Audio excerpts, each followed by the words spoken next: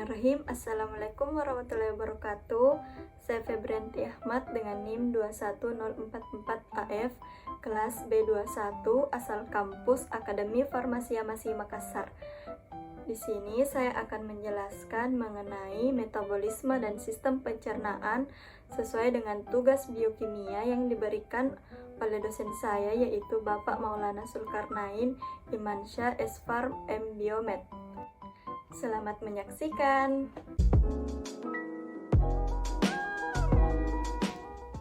Apa sih itu metabolisme? Metabolisme berasal dari bahasa Yunani, yaitu metabolismos, yang artinya perubahan. Jika disimpulkan, metabolisme adalah seluruh reaksi biokimia yang bertujuan untuk mempertahankan kehidupan yang terjadi di dalam suatu organisme. Reaksi kimia terjadi akibat interaksi spesifik secara teratur antara molekul-molekul di dalam lingkungan sel beserta dengan perubahannya. Sel akan berhenti bekerja jika metabolisme tidak berlangsung di dalam tubuh.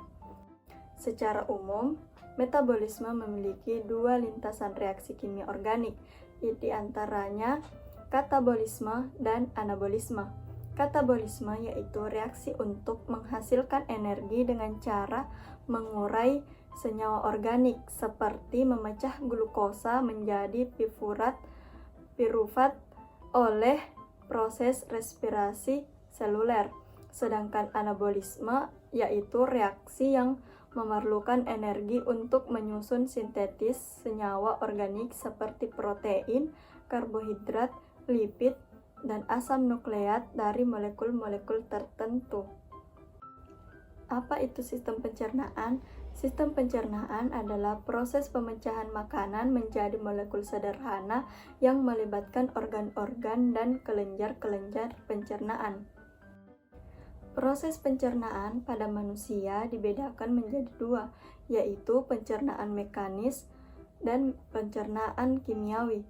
Pencernaan mekanis yaitu perubahan makanan dari bentuk kasar menjadi halus dengan bantuan gerakan alat-alat pencernaan seperti gigi dan lambung. Sementara pencernaan kimiawi yaitu pelarut makanan oleh enzim-enzim pencernaan mengubah makanan bermolekul besar menjadi lebih kecil. Adapun organ-organ dalam sistem pencernaan manusia agar bisa diubah menjadi energi dan berbagai macam nutrisi seperti asam amino, glikosa, dan asam lemak, makanan dan minuman yang masuk ke dalam tubuh perlu diproses terlebih dahulu.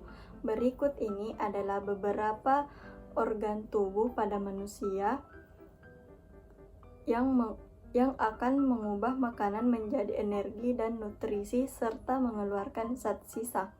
Yang pertama itu ada mulut. Proses pencernaan manusia dimulai dari makanan digigit, dikunyah, dan dihaluskan di dalam mulut.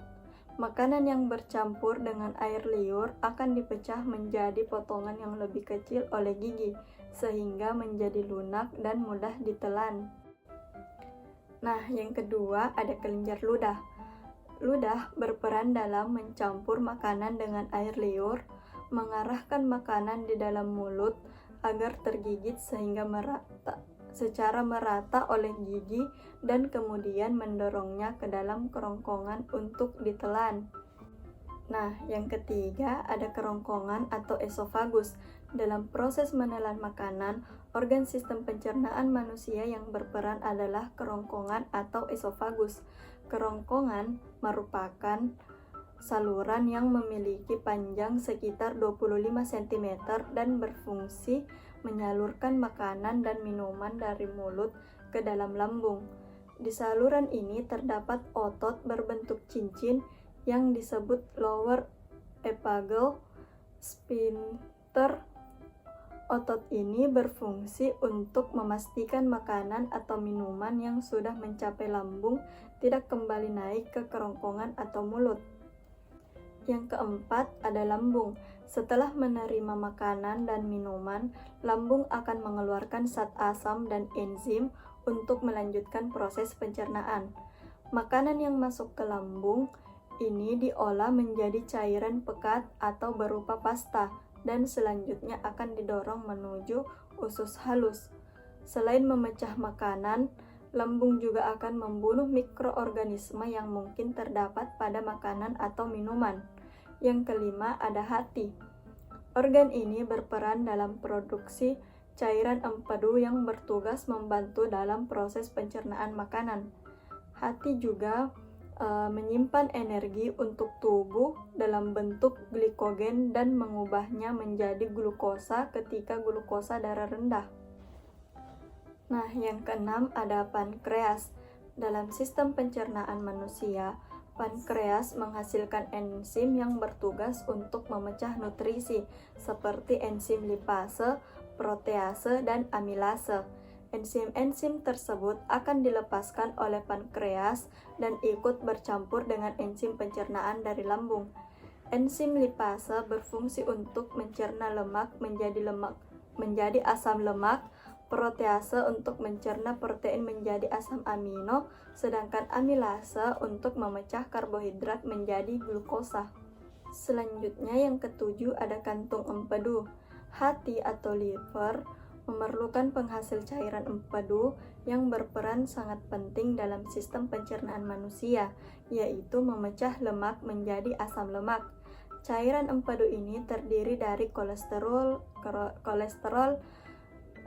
garam empedu, bilirubin, air serta mineral seperti kalium dan natrium yang disimpan di dalam kantung empedu. Ketika proses pencernaan makanan berlangsung, cairan empedu akan dialirkan ke usus halus. Yang kedelapan ada usus halus. Makanan yang sudah menjadi pasta atau kimus di dalam lambung akan didorong ke usus halus dengan gerakan peristaltik usus. Di usus halus, makanan akan dipecah lebih lanjut dengan bantuan enzim dan pankreas dan cairan empedu yang dihasilkan oleh hati.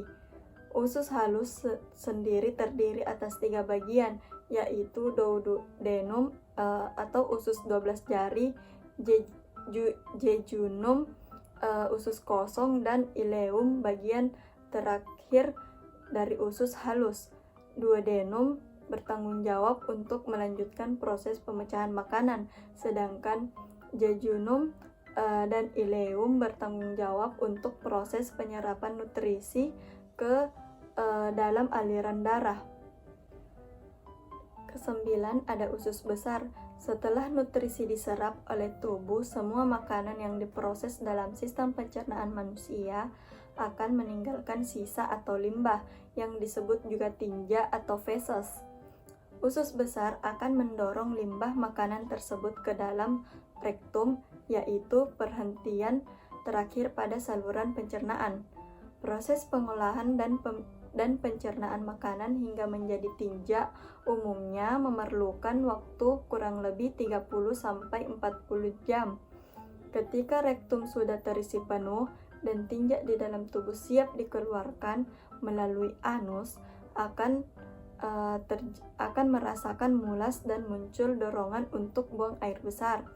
Selain mengeluarkan tinja, usus besar juga berfungsi untuk menjaga keseimbangan cairan dan elektrolit dalam tubuh.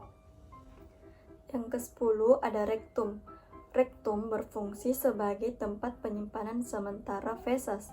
Biasanya rektum akan kosong karena tinja disimpan di tempat yang lebih tinggi, yaitu pada kolon descendens. Jika kolon descendens penuh dan tinja masuk ke dalam rektum, maka timbul keinginan untuk buang air besar atau biasa disebut defekasi. Nah, yang terakhir itu anus. Anus berfungsi sebagai tempat pembuangan zat sisa makanan atau feses. Adapun cara menjaga kesehatan sistem pencernaan, beragam penyakit yang menyerang sistem pencernaan manusia seperti penyakit asam lambung, diare, sembelit, dan wasir bisa terjadi jika kesehatan saluran cerna tak terjaga. Nah, gangguan sistem pencernaan ini dapat menyebabkan proses penyerapan nutrisi di dalam tubuh terganggu, sehingga meningkatkan resiko terjadinya malnutrisi atau kekurangan gizi. Oleh karena itu, kita perlu menjaga kesehatan sistem pencernaan dengan melakukan beberapa tips seperti yang pertama itu minum air putih minimal 8 gelas per hari. Yang kedua, perbanyak konsumsi makanan tinggi serat seperti buah-buahan, sayuran, dan biji-bijian. Yang ketiga itu batasi konsumsi minuman beralkohol. Yang keempat, hentikan kebiasaan merokok. Yang kelima itu batasi konsumsi makanan yang berkolesterol tinggi. Yang keenam, konsumsi makanan atau minuman yang mengandung probiotik. Dan yang terakhir itu melakukan pemeriksaan kesehatan secara rutin ke dokter. Itulah tadi penjelasan singkat dari saya. Kurang dan lebihnya mohon dimaafkan. Jangan lupa like, komen, dan share. Semoga apa yang saya jelaskan tadi bisa bermanfaat untuk teman-teman.